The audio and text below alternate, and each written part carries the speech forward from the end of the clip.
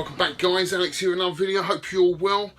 Now before I get on to the meat and veg of this video, which is pickups and we'll do a bit of gameplay, a bit of Q&A, I just want to touch on a subject that's been kind of bothering me for the last few weeks, and it's been ever since the Nintendo Switch was announced. There seems to be a lot of hate going around about a console, pretty much, really. I mean, what else is it? I mean, is it a nuclear bomb they made? Is it some guns they've made? No, it's a console. Yet people on podcasts, Twitter and YouTube seem to take it on themselves to kind of spew out all this vileness about a company that really at the end of the day is just trying to entertain us. And I don't understand it. I mean, you know, it hasn't even been released yet, and already people are just giving it the thumbs down. I don't understand. You know, give it a chance. Give it time to get out, get established, and then the third parties will come on board, hopefully. I mean, all I'm hearing at the moment is it's a load of rubbish. All Nintendo do is make games for kids. Well, my son plays a PS4 and all his friends at school play the Xbox and PS4. Are you telling me that these companies don't take them into consideration and just make games for adults? Of course they don't. They make games for kids as well. It's just that now everyone is so snobbish about graphics, having the high-end graphics, the fastest running game, that's so important to them over gameplay. You know, and I hear these people running through all the games they've played. None of them have finished any of the games. They just want the latest one all the time. And then if it's no good, they stop playing it for now and move on to the next one. Whereas me, like, I'm kind of old school, really. I'm a bit like, you know, back in the day when I was Super Nintendo, I had, what, 3 games? And I played them and played them and played them until I finished them. And then moved on to the next one because they were so expensive. You know, if I wanted another game, I had to trade in one of my best ones. So I'm kind of like that, you know. I just try and stick with a game and finish it. Okay, if you know maybe 15, 20 minutes into the game whether you're going to like it or not, fair enough. It's not a very good game, but I do like to try and finish my games if I can. And you know, all games are made for kids at the end of the day. These arcade machines were made for kids. You know, I remember queuing up in the day to play these games, and you'd have an Asteroids, a Space Invaders, you know, Donkey Kong. We didn't care what manufacturer made them. If it was a good game, we just put money in it. And if it wasn't, we didn't. And next week, it'd be out of the arcade. You know, these games were made for kids. You know, it's really just a nostalgia thing for people like me now to literally have these games. You know, to reminisce back in the day when I played them. Because, I mean, I remember as a kid playing this and Donkey Kong. Brings back fond memories. But, you know, they're great games. You know, they've got so much replay value. You know, when you're competing for high scores, there's so much fun. And, you know, that's the whole thing with retro. With the Super Nintendo games as well. They're nice games to go back to. It's a quick little fix, and I like that. Whereas a lot of modern games, they take so long to complete. You know, some of them are 100 odd hours long. You know, sometimes I just haven't got time for that, guys. Unless it's a really, really good game, I will play it for that amount of time. But, guys, you know, when I've got so much stuff in here, I think to myself, if I get a PS4, I ain't going to finish any of these games. But you know what? I really do want a PS4. Don't worry guys, I'm never going to do reviews and pickups of, this is solely a Nintendo channel, but I will be getting a PS4 because there are some games I want to play on it, like Blood Bowl, and I want to play The Witcher as well. There's sort of turn-based excuse me, RPGs I quite like, so I'm quite looking forward to playing UFO, Enemy Unknown. But other than that, I'm not really into all these kind of open world kind of Grand Theft Auto type game. It doesn't appeal to me. I want a game designed to draw me a world that I can escape in from the grime and crap that I have to deal with every day going into London. And Nintendo do that for me, guys. They really do. They're a colourful company. They make great characters, and it's a fun world to be in. And you know, okay, they do make some games for kids, but so does the PS4 and Xbox. But what Nintendo really need, and that's what valid point most people do pick on, is they do need third party. But guys, I really do think that the Switch is going to bring that, because the 3DS, the handheld console, has done so well for them. It's sold 60 million units, and now that their R&D department that worked on a lot of games for in-house for Nintendo, and now they're kind of merged with the console R&D department, will be developing games solely for the Switch. So I'm hoping now, and you've got to give them a chance, guys, we're going to see a lot of those games coming onto the Switch. So less of the hate, guys, less of the hate. Let's just give it a chance. I know you subscribers out there, because I'm a Nintendo channel, you probably agree with me, but if there's any Sega guys out there or Xbox guys, you know, just give it a chance, you know. You never hear me slag off any other consoles, because for me, I used to own pretty much every single console at one stage, but I just decided to concentrate on Nintendo. But you know, there's pretty much 10 good games on every console out there that anyone wants to play. You know, the Sega Mega Drive's great, the PS2 was brilliant, PS1, Atari 26, if we want to go back that far, had some good games. They've all got great games. At the end of the day, it's the games you want to play, isn't it?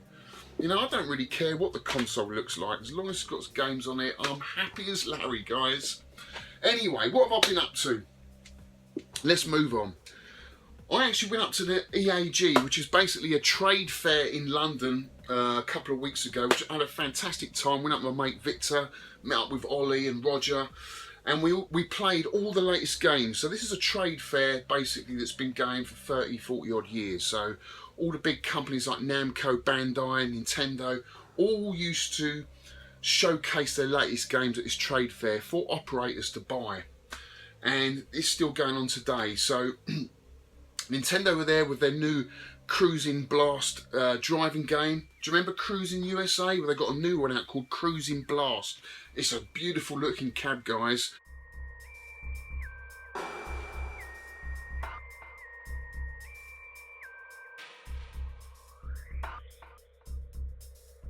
And they had Luigi's Mansions there. Luigi's Mansion, which I wasn't that fond of, to be honest with you. I found the game quite boring.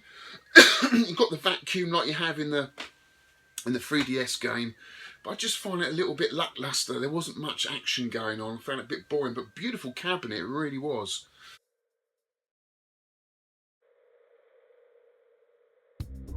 But the highlight of the event was meeting some stars out of Only Fools and Horses. They were there, actually. I didn't even know they were there. They were promoting this penny pusher, which had the Only Fools and Horses theme. And I'm just having a look around the actual machine, and then I just looked up and I thought, I recognise you. And it was Cassandra out of Only Fools and Horses. And there was Denzel there, and Raquel, you know, Del Boy's wife. And I thought, oh, blimey, I recognise you. Straight away I said, all my mates were sort of standing around just staring. I thought I had to chat, I can't just stare at them. So I said, oh, do you mind if I have my picture taken? Yeah, sure, if you don't mind just putting a tenner in their charity box. Yeah, no problem. So I did that, got my picture taken. Have a look at this.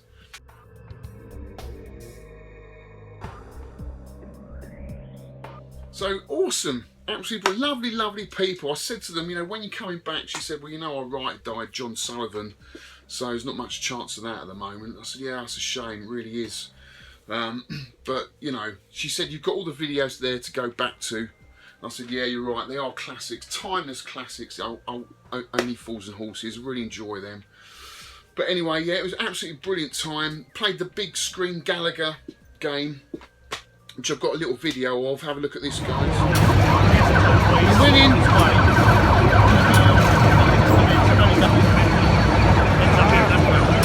So you haven't seen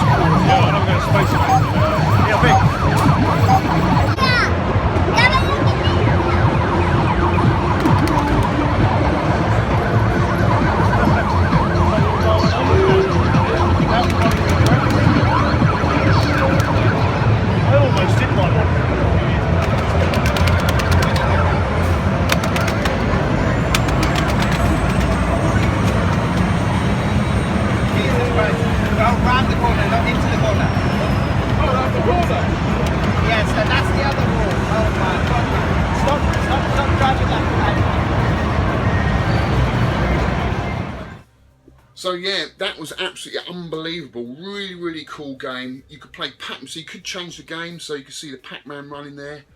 And it's kind of like a dot matrix massive screen, and it's so much fun. It plays just like the original, so really cool. Had a fantastic day. It's free to go to, guys. If you ever want to go up there, it's every January.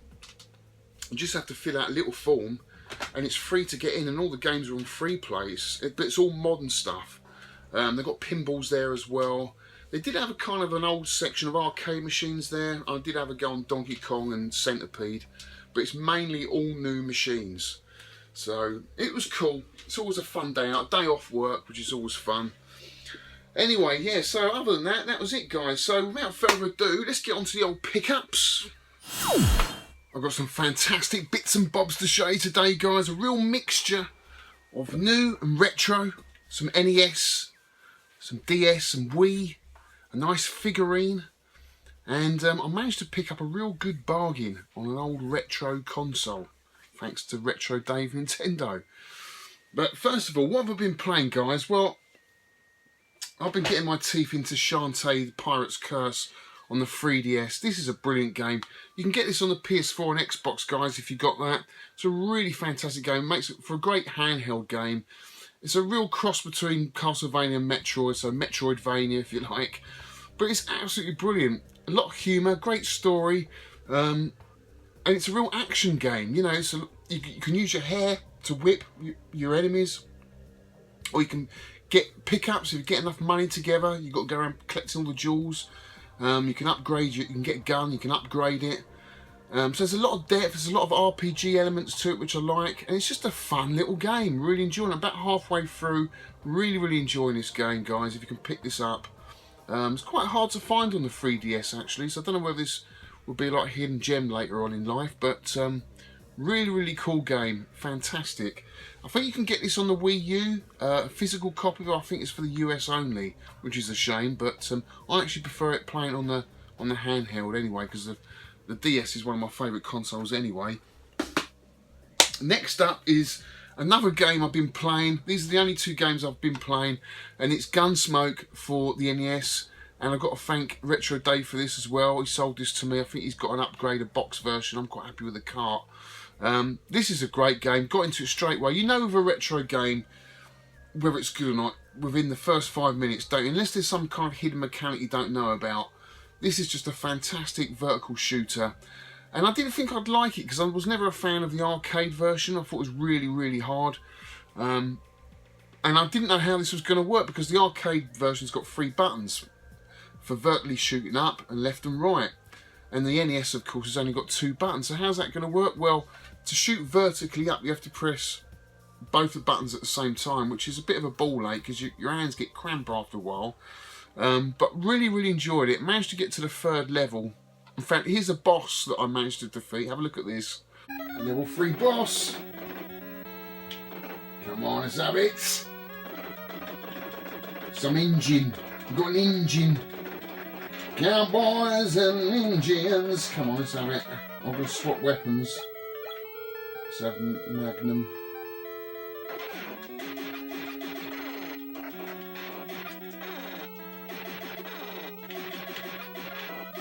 Oh, yeah, that was easy. That's level 3 boss, guys. So yeah, really good game, guys. And I had a little competition with Dave. I thought I'd got a really good score, and then within an hour later he's texted me with his high score and he's whipped my ass. So Dave, I will be getting my own back, mate. It's a cracking game. Definitely going to go back into that. Next up, another NES game. I just took a pot shot on this on eBay. It was going for about £10. I thought it was a shoot 'em up. It's got to be worth getting. I didn't get into it really. I thought it was a little bit sluggish, a little bit slow. But it's got some cool box art here. It's called Guardian Legend for the NES. It was all right, but I couldn't get into it really. Just didn't appeal to me. But maybe we'll do a little gameplay of this later on, and I'll show you what it's like. And you can decide for yourself then whether you want to buy it. But still, another game for the collection. Now we're moving on to the modern stuff, the DS stuff. Now I've got a load of kiddie games here. These were for Retro Chef Lee. Did a little deal with him, and he sent me Project 02 for the Wii. Now, I really enjoyed the Wii U version, but I did have trouble with the mechanic of the pad. I didn't quite get on with it, to be honest with you, but I've heard this is actually supposed to be the better version, so I thought I'd give this a go, because I do like the horror games, and I did like that game, but just the pad, and I think that's been half the trouble with the Wii U, is the pad, really. You know, with Star Fox and stuff like that, they should have just made it straight arcade shooter, and it would have been the hit. But so I'm willing to give this a go. I just like the atmosphere. It's really, really scary. But I think I've heard it does get a little bit repetitive, but still very cool to have it in the collection. Another kiddie game, Silent Hill Shattered Memoirs. This is supposed to be awesome. Konami game. Loads of atmosphere. I haven't played it yet, guys, but I'm just reeling off what I've heard and read about this, and I'm really pleased to get this in the collection. It's supposed to be absolutely brilliant. Silent Hill Shattered Memoirs. Memories. So really looking forward to that. So thanks for that, Lee. And he did throw in Sonic Unleashed. Now, sorry, Lee, I'm not a fan of Sonic at all. Nothing against the character. I like Sonic as a character, and I like the kind of world and the music, especially of the old Mega Drive games, are really good. But the mechanic where it kind of pushes you through the level, I've never really got on with. I like to explore and take my own time and look at the scenery. You just don't seem to get the time in Sonic. Everything moves so fast, but I guess that's the appeal to a lot of people. To me, I just don't get on with it. Simple as that. But I'll give it a go. Maybe Isabella will like it. But Sonic is a cool character, just not my type of game. Next up is Pikmin. This was a little charity shop deal for £1. I had to pick it up for £1. The box and the manuals, everything's there. All looks mint on the surface, but this looks a little bit kind of well used. I haven't tested it yet. Might be well worth testing. But if any of you guys want it, then just give us a nod. Because I actually already do have it. But I couldn't leave it there on the shelf in the charity shop, especially when it's a Nintendo game. Next up, we've got some DS games, guys. More kiddie games. Shin Megami Tensei Devil Survivor and Shin Megami Tensei Devil Survivor 2. Now, I don't know whether I've played any Shin Megami Tensei, but I've heard brilliant things about them. All Atlas games. They're kind of like a cross between the Persona games. Have you played them, guys? So you've got a persona in the game, which is kind of a devil or a demon, and you can upgrade him. Obviously, that is big part of the mechanic of the game, but I've heard really good things about it. It's got a fantastic story. It's a bit like Final Fantasy, really, but with a kind of more adult theme about it. But again, I got these for a really good deal. I think I paid £25 for the two of them, which is a good deal. And I think they're going to be great games. I think I'll give them a try, and I think they're going to be really good. So I'm pleased to pick these up. Great manuals in these, guys. Look, lovely thick manuals, which I love sitting there reading through these. You know, just screenshots, that's all. But still, I just, bring back the manuals, please. I hope they do it with a Switch. You just feel like you're getting your money's worth when you've got something like that in there, don't you? But yeah, I'm really chuffed to get them, actually. So yeah, Devil Survivor 1 and 2 for the DS. Next up, another kiddie game. Castlevania for the 3DS, Lords of the Shadow, Mirror or Fate. Now, I haven't heard anything about this game either, but I thought, it's got to be good, hasn't it? It's got awards from the Best Show Award at E3. Best game of E3. And it's Castlevania. Where can you go wrong? Konami game. So, yeah, I had to pick this up.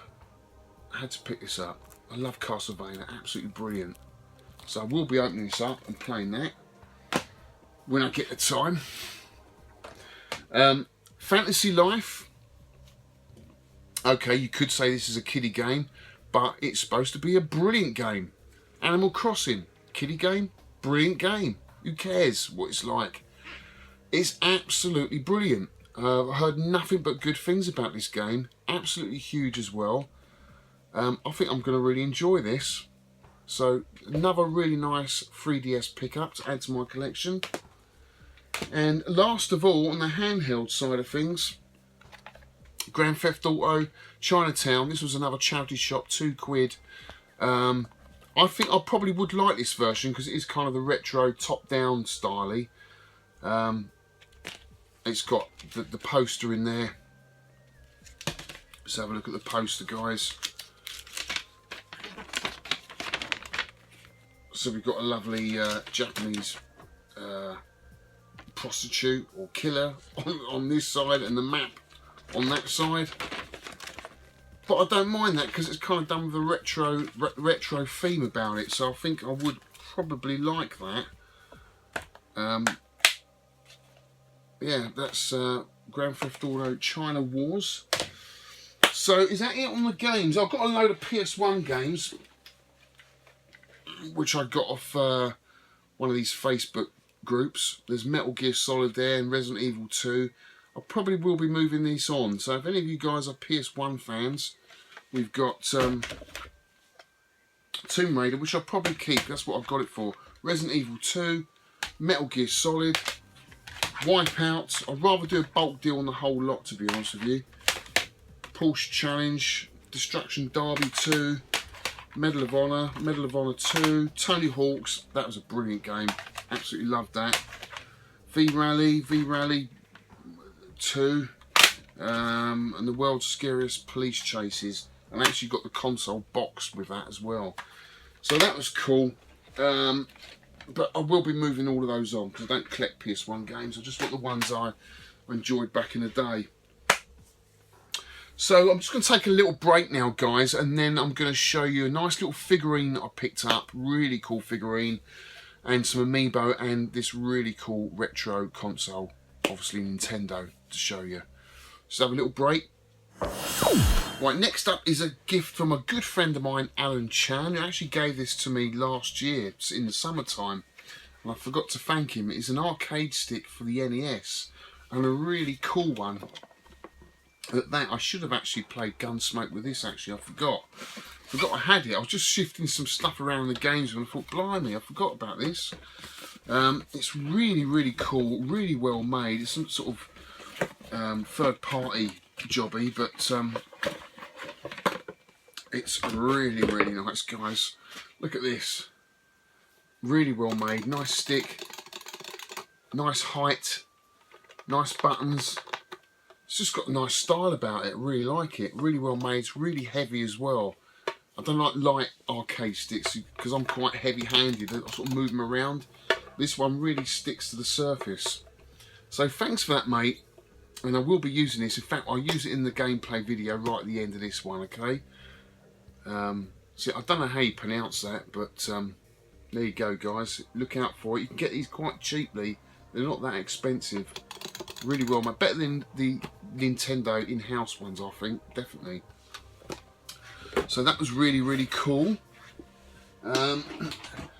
Next up is my amiibos.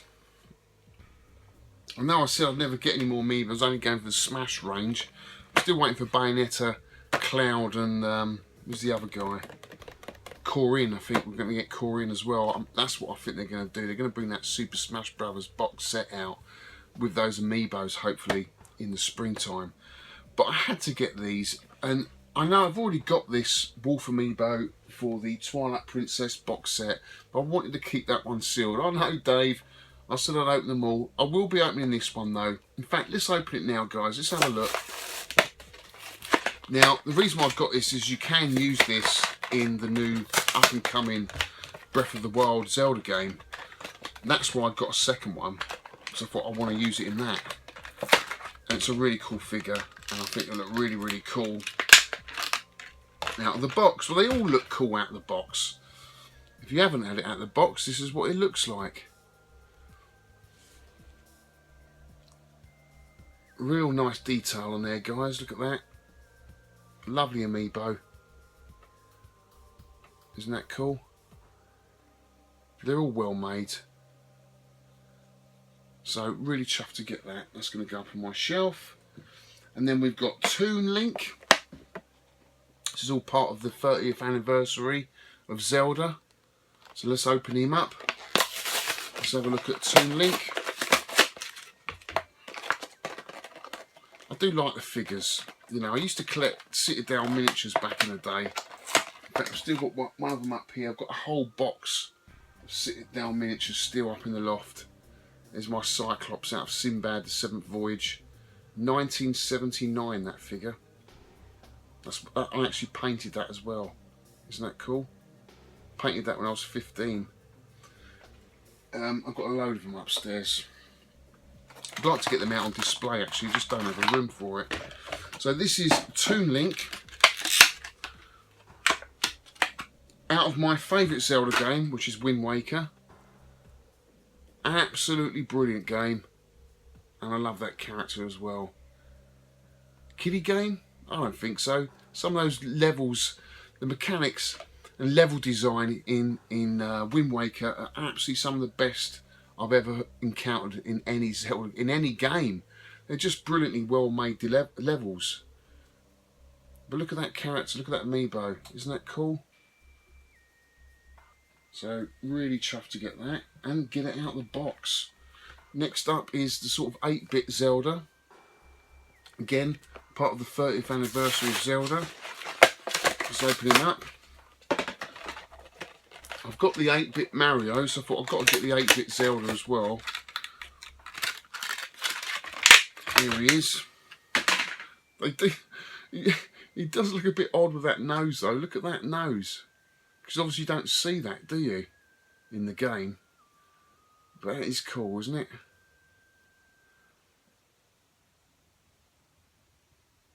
So yeah, really chuffed with that. Really, really cool. So some lovely amiibos there. Really, really chuffed with that. Now next up, guys, is a figure I got for £60 on eBay. It's not a First for Figures figure, but you'd think that by looking at the box. It's a Ganondorf figure.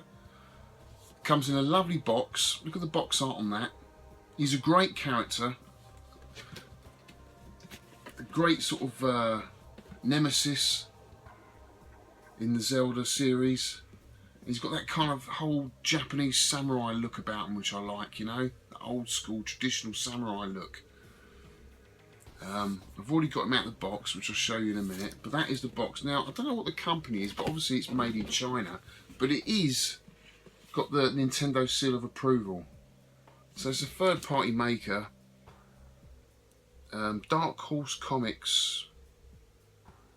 I think that's it. Yeah, Dark Horse Deluxe. That's the company. It's got it on the side there. Look. But wait till you see the figure. He's about, I would say, about 12 inches, maybe a little bit taller than that. But have a look at this, guys.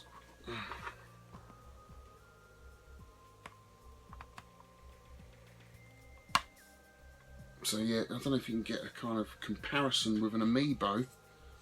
That's the kind of size he is. And he's just so well made. And I just love his kind of pose.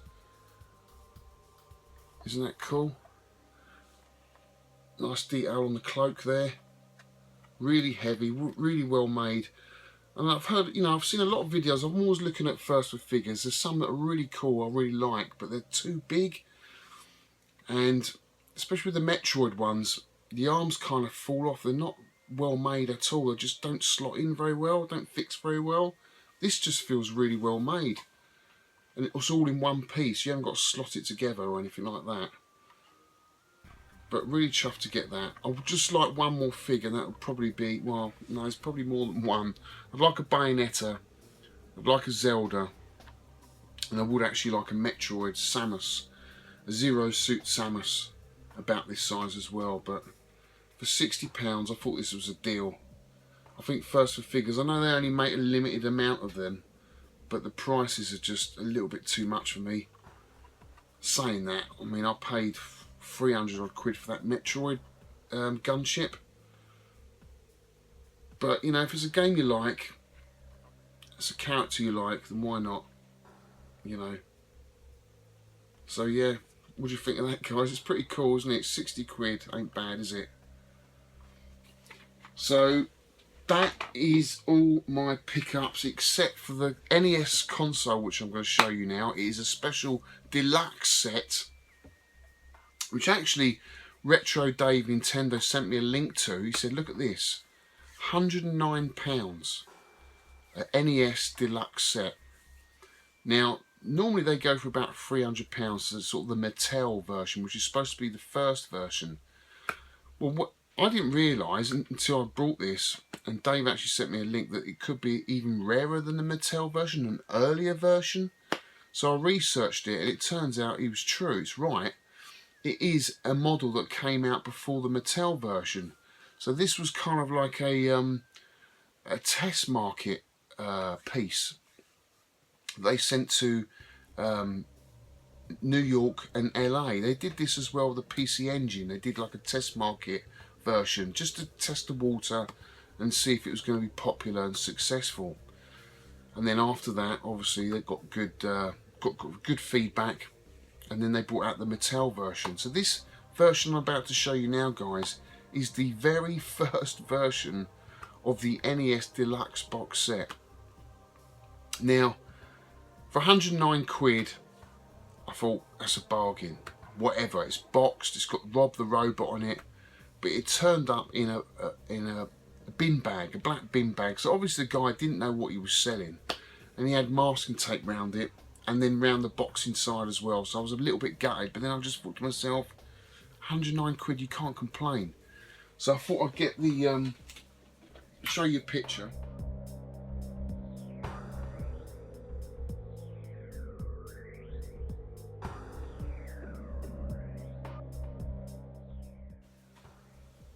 But of course, I get this on it. I thought it would get the masking tape off. This only really gets labels off, like paper labels off with the glue underneath. But masking tape is plastic on top, so it doesn't really get through the plastic.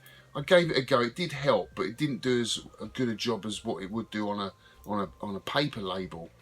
But this stuff is good, guys, but it's not that great on masking tape. So unfortunately, peeling it off did take a little bit of the paint off the box, but still I'm pleased. For 109 quid delivered, can't argue with this. So let's have a look at this, guys. Right, here it is, guys, the NES Deluxe box set, the New York test market version, and I got this for £109 plus £8 P&P, which is crazy when you think about it, but it did just turn up in a bin bag wrapped with masking tape. And you can see here where I've taken the masking tape off. Unfortunately, it's taken a bit of paintwork off with it, but it's not too bad on the front. The bottom here has got a lot of wear, where it's just been sitting probably in some damp, and on the reverse side, the back side, not in bad condition at all. So what is the difference? Well, you've got three versions of the deluxe box sets. You've got this version I didn't know about, which is the New York test market version, which this probably would have gone out to stores in New York and LA as well. They did it with a PC Engine just to test the market, see if it was going to do well. Then they started production and got Mattel to do the distributing of it afterwards. And you can tell because basically it hasn't got, the Mattel version would have the Mattel badge here, which it hasn't got. And the normal version that came after the Mattel version, the layout of this text here is different. I think it says entertainment system further up here. And on the back, the layout of these pictures here are different. I think there's a row of other pictures that come down here on the deluxe and on the, you know, the normal edition. So that's how you would tell, basically. Other than that, there is no difference. Inside, everything should be exactly the same. It's just a slight different box variant, and that's all. That's how you can tell, which is incredible, really. But it's nice to have a bit of history, and for 109 quid, you know, I'm not complaining, really, because it's pretty much complete. Well, I say that, I mean, it's missing the gun, and it's missing the games, but other than that, the robot's complete, with all the bits and bobs that goes with Rob the Robot. The polystyrene's got that typical broken ends where people have tried to pull it out of the box, unfortunately. But I'm not going to get it all out, guys, because it is so fragile, this. I really don't like taking it out, but there it is. Look, there's Rob the Robot and the NES. So this is an American one, NTSC. And it's got a few leaflets in here. How to set up your entertainment system and your cleaning kit, but it doesn't have the Rob the Robot one. But it's got all the bits there, look, for the Rob. It's just missing the game, and it was missing the gun. But I did acquire recently on eBay, only this week actually. Where is it? The gun, the Mattel gun, or the first edition gun, which is grey. Now I do have a Mattel gun actually up here, box. So I didn't want to use this one because it's boxed. So this is the first one. It's grey. You probably have the red one, and there you can see the little red Mattel badge there, which would have been the first edition one, except for this one obviously. So that's it, guys. I mean, it's pretty cool. I mean, it's just nice to have this in the collection. I'm going to get the games for it, so I'm going to get it complete, and that's it. I'm not going to sell this. It's just a lovely piece of Nintendo history for me to have in my collection. Really, really nice, because I did own the Mattel one. I only sold it last year, funny enough, because I was buying a SNES game I wanted, but I did regret selling it. I mean, I'm glad I got this back for the price that I got it at. So yeah, really, really cool. Well, unfortunately, guys, I've run out of time to do a gameplay. I've got so much little space left on my phone. I've got to keep it clear for tomorrow because I'm doing the game room tour tomorrow. I've only got a couple of hours left of this evening, so I just want to finish off with a Q&A, if you don't mind. A couple of questions, not many. So guys, if you want to do Q&A, if you want to ask me something, I'm quite happy to ask a few questions. Don't want to make a big segment out of it, but you know, nice to answer a few questions, which is pretty cool. So first up from Craig. Craig's here again, top bloke. He asked me, retro gaming, has it become too mainstream? Well, that's a funny one. I had to think a little bit about this question because I see gaming going in the same way that music's going. Music had its golden era, for me anyway, from the sort of 60s up to the 2000s, right?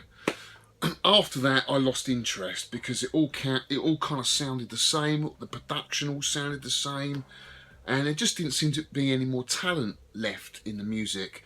And so what I started doing was going back and discovering music that I missed out on back in the day, because we're a bit silly and a bit naive in the 80s. You know, we had to be part of a clan, part of a scene, so you're either in the punk or the heavy metal or the rock.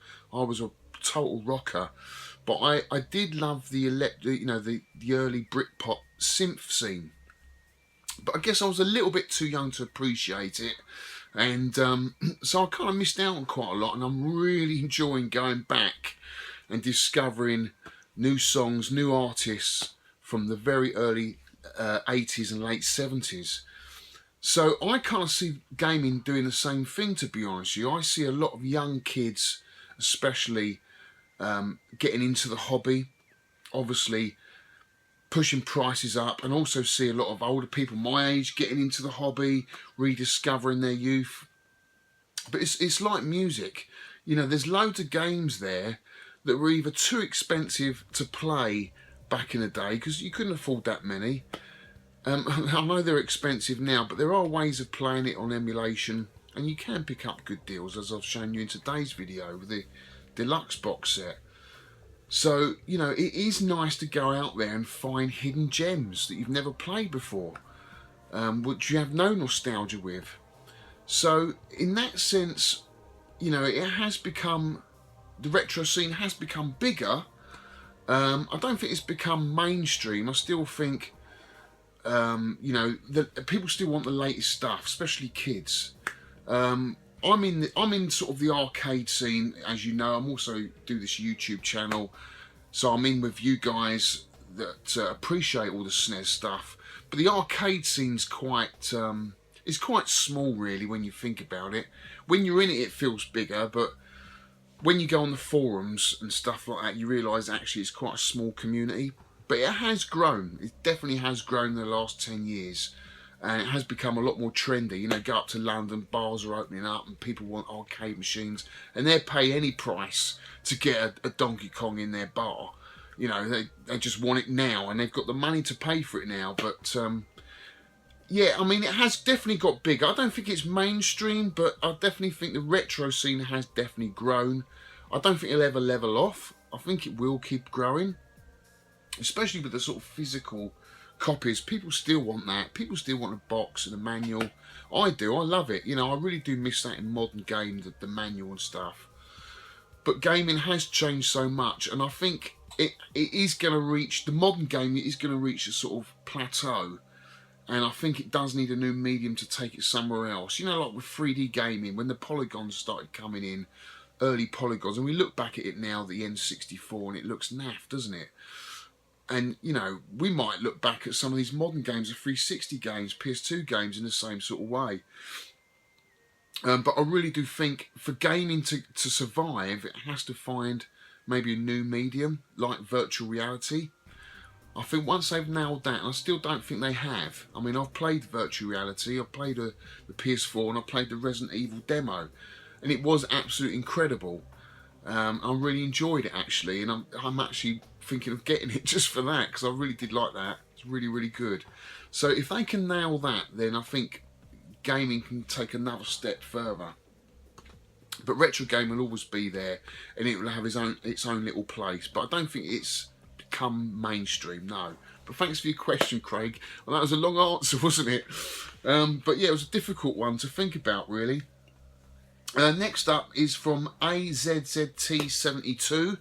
He asked me, what event should I attend this year? Well, number one, you've got to attend Replay, because I haven't got the date for it yet, but the plan is to do the Sky Skipper project there, the reveal there. I'm doing one in America. The dates for that are going to be up very soon. But that's the main one for me. That will be in October. I will be there. And we are going to have some very special guests there as well, which is going to be absolutely awesome. I can't go into too much detail right now because we haven't got them. We haven't got them signing the book yet. But when they have, we've got their name down and it's all set, I will announce it. But yeah, October, Manchester Replay, mate. That is going to be the one. Revival is always a good one. I'm always there. I try and make as many events as I can. Margate. Replay at Margate's pretty cool. You got Nerg up north there. That's a good one, run by Phil. But that's just so far for me. It's like 7-8 hours in the van. It's such a good event, but it's just so far.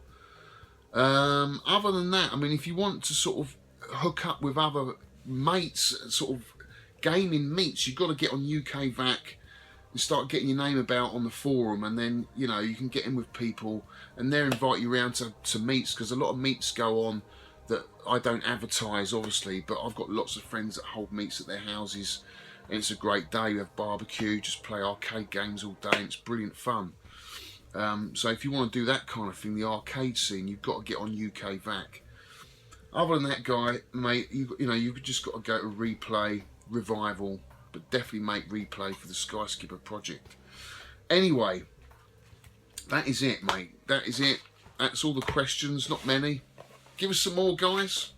Hope you enjoyed the video, and I'll see you on the next one. Game Room Tour will be the next one. Look out for that. Cheers. See you later.